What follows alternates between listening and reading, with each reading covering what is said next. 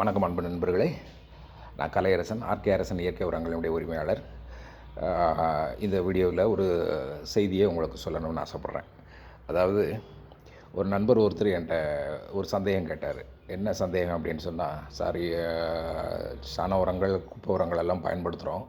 அப்படி குப்பை உரங்கள் எல்லாம் பயன்படுத்தும் போது அந்த குப்பை உரங்களை நேரடியாக பயன்படுத்தலாமா, இல்லை அதை வேறு ஏதாவது பாடம் பண்ணணுமா, பக்குவம் பண்ணணுமா, அதில் இப்போ இருக்கக்கூடிய அந்த சாண உரங்களினுடைய தரமானது அவ்வளோ விசேஷமாக தெரியலையே சார். அதனால் இதை ஏதாவது ஒரு பக்குவம் பண்ணி அதை கொஞ்சம் செறிவூட்டி அதை எப்படியாவது பயன்படுத்துறதுக்கு ஏதாவது வழிமுறை இருக்குதா அப்படின்னு சொல்லிட்டு ஒரு நண்பர் சந்தேகம் கேட்டார். அப்போ முதல்ல அவருக்கு இமீடியட்டாக நான் ஒரு ஆன்சர் சொன்னேன். முதல்ல இப்போ இருக்கக்கூடிய குப்பைகளை அதை நேரடியாக மண்ணில் கொண்டு போய் போட்டு எந்த பயிருக்குமே என்ன செய்யக்கூடாது, அந்த உரங்களை நேரடியாக கொண்டு போய் அதை உரமாக பயன்படுத்தக்கூடாது அப்படின்னு சொல்லி சொன்னேன்.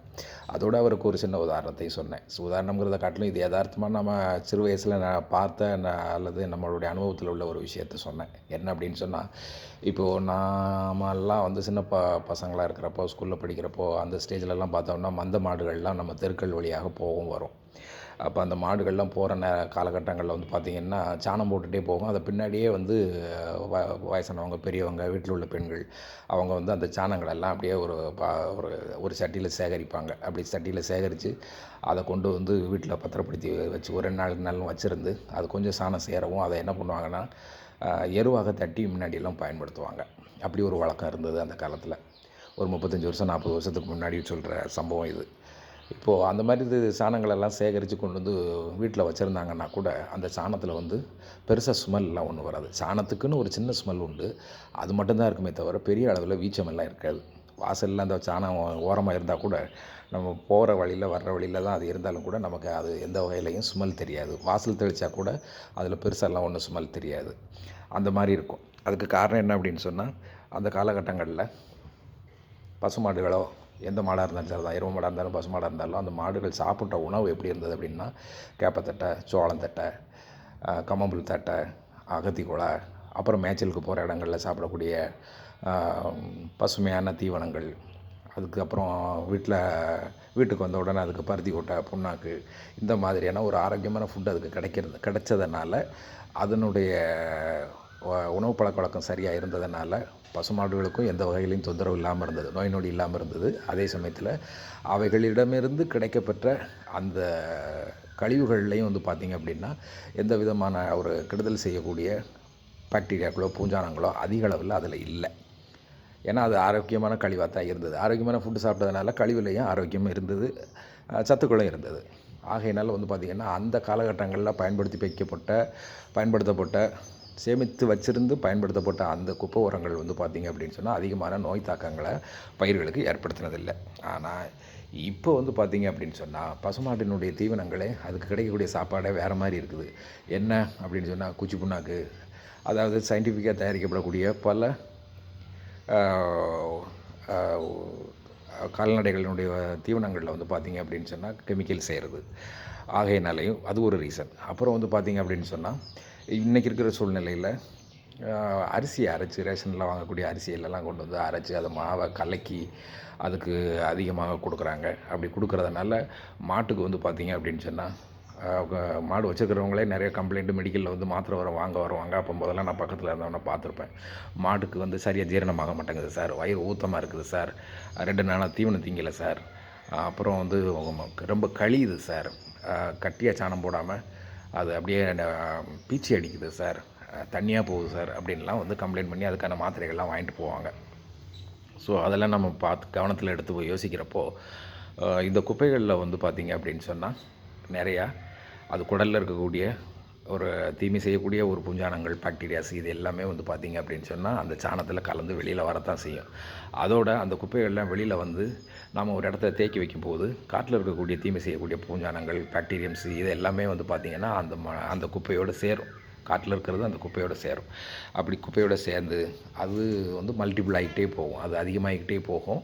அப்படி போகக்கூடிய அந்த குப்பைகளை நம்ம நேரடியாக என்ன செய்ய முடியாது, விவசாயத்துக்கு பயன்படுத்த முடியாது, பயன்படுத்தவும் கூடாது. அப்படி பயன்படுத்தணும் அப்படின்னு சொன்னால் பலவிதமான நோய் தாக்கங்களை அது ஏற்படுத்திக்கிட்டு இருக்கும், மறைமுகமாக ஏற்படுத்திக்கிட்டு இருக்கும். நமக்கு அது தெரியாது. சாதாரண விவசாயிகள் என்ன நினைப்பாங்கன்னா, நம்ம குப்பை உரம் தானே போட்டோம், குப்பை உரத்தினால அதுக்கு என்ன தீங்கு வரப்போகுதுன்னு நினைப்பாங்க. ஆனால் அந்த குப்பைகளை பயன்படுத்துறதுனால பல நோய் தாக்கங்கள் வர்றதுக்கான வாய்ப்புகள் இருக்குது. குறிப்பாக என்னுடைய அனுபவத்தில் எலுமிச்சைக்கு வந்து இந்த மாதிரியெல்லாம் நிறைய விவசாயிகள் அந்த குப்பை உரங்களை பயன்படுத்தி நிறைய பூஞ்சான நோய்கள் வந்து எலுமிச்சை நெல்லில் வேர் தாக்கத்தை, வேரில் பூஞ்சானங்களினுடைய தாக்குதல்கள் அதிகமாகி காளான் உற்பத்தி ஆகுது.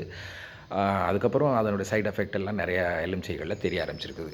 அதெல்லாம் நான் கவனத்தில் எடுத்துக்கிட்டு சொல்கிறேன். அப்போ இந்த குப்பையை எப்படி பயன்படுத்தணும் அப்படின்னு சொல்லி என் நண்பர் கேட்டார். அதுக்கு நான் சொன்ன விஷயம் என்ன அப்படின்னா, நான் ஏற்கனவே நம்மளுடைய பதிவுகளில் செய்திகளாகவும் நம்முடைய குரூப்பில் கொடுத்துருக்குறேன். அதே சமயத்தில் இப்போவும் அதை ஒரு வீடியோவில் ஒரு சின்ன பகுதியாக சேர்த்துக்கிட்டேன், ஒரு விஷயத்தை சேர்த்துக்கிட்டேன். என்ன அப்படின்னு சொன்னால், நன்மை செய்யக்கூடிய பாக்டீரியாக்கள் அப்படின்னு சொல்லி நம்ம ஏற்கனவே ஒரு லிஸ்ட்டு சொல்லியிருந்தேன். அதில் என்ன அப்படின்னு சொன்னால், அசட்டோஃபேக்டர், அசோஸ்பெரிலம், பாஸ்போபாக்டீரியம், பொட்டாஸ்பாக்டீரியம், அசட்டோஃபேக்டர், அசிட்டோஃபேக்டர் அப்படின்னு சொல்லி எல்லாம் பாக்டீரியம்ஸ் இருக்குது. இதெல்லாம் உங்களுடைய வேளாண்மை அலுவலகத்தில் நீங்கள் கிடைக்கிறத கேட்டு வாங்கிக்கலாம். சரி, இந்த பாக்டீரியாத்தை அந்த குப்பையோடு சேர்க்கணும். ஒன்று. இன்னொன்று வந்து பார்த்திங்கன்னா, நன்மை செய்யக்கூடிய பூஞ்சானங்கள் வந்து இதில் கொஞ்சம் சேர்க்கப்படணும். அது எது அப்படின்னு சொன்னால், சூடோமோனோஸ், ட்ரைகோடெர்மா விரிடி, அதே மாதிரி அர்சியானம், அதே மாதிரி வண்டுகள் எதுவும் உற்பத்தி ஆகாமல் இருக்கிறதுக்காக மெட்டாரைசியம், அதே மாதிரி பேசிலோமைசிஸ்ன்னு சொல்லி நூறு புழுக்கள், அதில் ஏதாவது ஆபத்தான புழுக்கள் எதுவும் உற்பத்தி ஆகக்கூடாது அப்படிங்கிறதுக்காக பேசிலோமைசிஸ். இது மாதிரியான பொருட்கள் எல்லாம் பவுடர் ஃபார்மில் இருக்குது, லிக்விட் ஃபார்மில் இருக்குது. இதெல்லாம் வந்து பார்த்திங்கன்னா நீங்கள் அந்த குப்பையோடு சேர்த்துக்கிடணும்.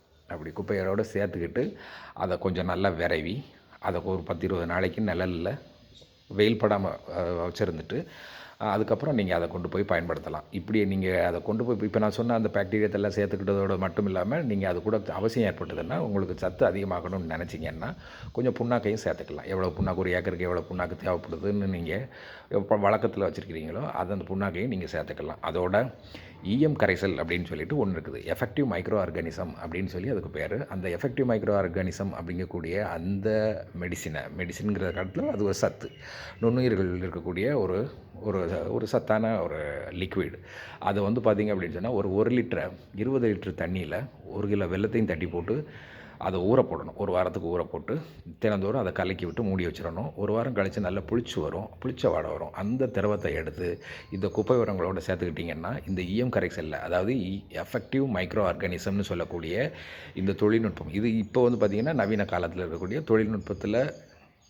நவீன தொழில்நுட்பத்தில் இயற்கையில் தயாரிக்கப்படக்கூடிய ஒரு எஃபெக்டிவான ஒரு சக்தி மிகுந்த நுண்ணுயிர்கள் அதிகமாக இருக்கக்கூடிய ஒரு திரவம். இந்த திரவத்தை நான் இப்போ சொன்ன முறைப்படி 20 லிட்டர் தண்ணியில் ஊற போட்டதை அதை அந்த குப்பை உரத்தோடு சேர்த்து விரைவிக்கலாம். அது இல்லாமல் soil health enhancement technology SHET அப்படின்னு சொல்லிட்டு ஒரு திரவம் ஒன்று இருக்குது. இந்த திரவத்துலேயும் பார்த்திங்க அப்படின்னு சொன்னால் நுண்ணுயிர்களுடைய எண்ணிக்கை அதிகம். ஒரு சொட்டில் பல லட்சக்கணக்கான நுண்ணுயிர்கள் இருக்கும். அந்த அளவுக்கு இருக்கக்கூடிய அந்த நுண்ணுயிரில் திரவத்தை ஒரு 1/2 லிட்டரையோ 1 லிட்டரையோ நீங்கள் தேவையான அளவுக்கு தண்ணி, நீங்கள் குப்பை உரம் எந்த அளவுக்கு வச்சுருக்கீங்களோ அந்த குப்பையில் முழுமையாக விரவுறதுக்கு எவ்வளோ தண்ணீர் தேவைப்படுமோ அந்த அளவுக்கு தண்ணியில், இப்போ ஒரு 100 லிட்டர் தேவைப்படுதுன்னா, இல்லை 50 லிட்டர் தேவைப்படுதுன்னா, அந்த 50 லிட்டரில் இந்த 1 லிட்டர் திரவத்தை ஊற்றி கலக்கி அதையும் நீங்கள் மேலே அந்த குப்பையோடு சேர்த்து விரைவிக்கிட்டு ஒரு 10 நாள் 20 நாள் வச்சுருந்துட்டு அந்த குப்பையை எடுத்து போட்டிங்கன்னா, இதை விட பெஸ்ட்டு உரம் எதுவுமே கிடையாது அப்படின்னு சொல்லக்கூடிய அளவுக்கு இருக்கும். ஒரு சூப்பரான ஒரு பயோகம்போஸ்ட் உரமாக மாறிடும். அதனால் இந்த உரங்களை பயன்படுத்தும் போது மண்ணுக்கு வந்து எந்த வகையிலையும் தொந்தரவு வராது. ஏற்கனவே நான் சொன்னது மாதிரி நன்மை செய்யக்கூடிய பாக்டீரியம் இதில் இருக்குது, நன்மை செய்யக்கூடிய பூஞ்சானங்கள் இருக்குது. இது மண்ணில் போய் விழுந்த உடனே அந்த பயிர்கள்லேயும் அந்த நிலத்திலையும் பயிர்களில் வேருக்கு கீழே இருக்கக்கூடியதா அல்லது மண்ணில் இருக்கக்கூடியதான எந்த ஒரு தீமை செய்யக்கூடிய பாக்டீரியாவாக இருந்தாலும், பூஞ்சானங்களாக இருந்தாலும் அதையெல்லாம் இது அழிக்கும். அதே சமயத்தில் மண்ணை வளமைப்படுத்தும், செழுமைப்படுத்தும், தாவரங்களுக்கு அதிகப்படியான சத்துக்களை எடுத்து கொடுக்கும். ஒரு ஊட்டமான ஒரு பயோகம்போஸ்ட் உரமாக இது செயல்படும் அப்படின்னு சொல்லி நண்பருக்கு விளக்கம் சொல்லி அவருடைய சந்தேகத்தை பூர்த்தி பண்ணேன். அதனால் இந்த தகவல் வந்து இந்த வீடியோ மூலமாக உங்களுக்கு சொல்கிற தகவல் என்ன அப்படின்னு சொன்னால், மண்ணில் வந்து எந்த நேரத்துலையும் குப்பை உரங்களை பயன்படுத்தும் போது நான் சொன்ன இந்த விஷயங்களை எல்லாம் மனசில் வச்சுக்கிட்டு அதில் உங்களால் எது முடியுமோ அதை சேர்த்துக்கலாம். கிடைக்காதது, இப்போ நீங்கள் அரசு வேளாண்மை அலுவலகத்துக்கு போய் உங்களுக்கு கிடைக்கிறத கேட்டு வாங்கிக்கோங்க. கிடைக்காததுக்கு ஃபோன் பண்ணுங்கள். அதுக்கான யோசனையை நான் சொல்கிறேன். ஒன்று என்கிட்ட இருந்தால் நான் சொல்கிறேன், இல்லை அப்படின்னா அதுக்கு மாற்று ஆலோசனை சொல்கிறேன். அதனால் இதை மனசில் கவனமாக எடுத்துக்கிட்டு இந்த உரங்களை பயன்படுத்தும் போது பசுந்தாள் உரங்களை பயன்படுத்துறது ரொம்பவே நல்லது. பசுந்தாள் உரங்கிறது என்ன அப்படின்னு சொன்னால், நிலத்தை நம்ம ஏற்கனவே நான் சொன்னது மாதிரி தான், நிலத்தை வளமைப்படுத்தக்கூடிய செழுமைப்படுத்தக்கூடிய ஒரு விஷயத்தில் ஒன்று இந்த பசுந்தாள் உரத்தை பயன்படுத்துறது. அது பசுந்தாள் உரம் எப்படி பயன்படுத்தலாம்? ஒரு முறை நிலத்தை உழுது போட்டுட்டோ அல்லது உழுது போடுறதுக்கு முன்னாடியோ கூட நீங்கள் நவதானியத்தை வாங்கி முதல்ல ஒரு தண்ணியை பாய்ச்சிருங்க. அதுக்கப்புறம் இந்த நவதானியத்தை விதைச்சி விட்டுட்டீங்க அப்படின்னு சொன்னால் ஒரு மாதம் இல்லை, ஒரு 45 நாளில் அது கொஞ்சம் நல்ல பெரிய பயிராக வந்ததுக்கப்புறம் அதை மடக்கி அடித்து உழுது நிலத்தில் சேர்த்துட்டிங்கன்னா இந்த பசுந்தாள் உரம் நான் ஏற்கனவே சொன்னது மாதிரி நல்ல உரமாக பயன்படுறதோடு மட்டும் இல்லாமல் நிலத்தில் கார்பன் சத்தை சேமித்து வைக்கும். அந்த கார்பன் சத்து இருக்கிறதுனால நான் ஏற்கனவே சொன்னது மாதிரி மண் செய்யக்கூடிய பல நல்ல காரியங்களை அந்த கார்பன் வழியாக செய்து உங்களுக்கு அமோகமான விளைச்சலும் பயிருக்கு நோய் எதிர்ப்பு சக்தியும் கிடைக்கும். பின்னாடி வரக்கூடிய விவசாயத்தினுடைய பின்பகுதியில் வரக்கூடிய நோய் சார்ந்த விஷயங்களுக்கு அதிகமாக மருந்து தேடி அலையிறதுங்கிறது வெகுவாக குறைஞ்சி போகும். இது அனுபவத்தில் பார்த்துருக்குறேன். ஆகையினால் விவசாயத்தில் பல நோய் தாக்கங்களுக்கும் மருந்துகள் அதிகமாக வாங்கி அடித்து அழுத்து போகிறதுக்கும் எது ஒரு காரணமாக இருக்கும் அப்படின்னு சொன்னால், மண்ணும் உரமும் ஒரு முக்கிய காரணம். மண்ணையும் பாதுகாப்பாக வச்சுக்கிட்டு உரங்களையும் நம்ம ஒரு முறையோடும் ஒரு தெளிவோடும் அதை பயன்படுத்தும் போது பின்னாடி விவசாயத்தினுடைய பின்பகுதியில் வரக்கூடிய நோய் தாக்கமோ அதுக்கான மருந்துகளோ அந்த செலவுகளோ மன உளைச்சலோ இல்லாமல் விவசாயிகள் மன நிம்மதியோடு விவசாயம் செய்யலாம் அப்படிங்கிறத இந்த தகவலை இந்த வீடியோ பதிவு மூலமாக தெரியப்படுத்திக்கிறேன். நன்றி, வணக்கம்.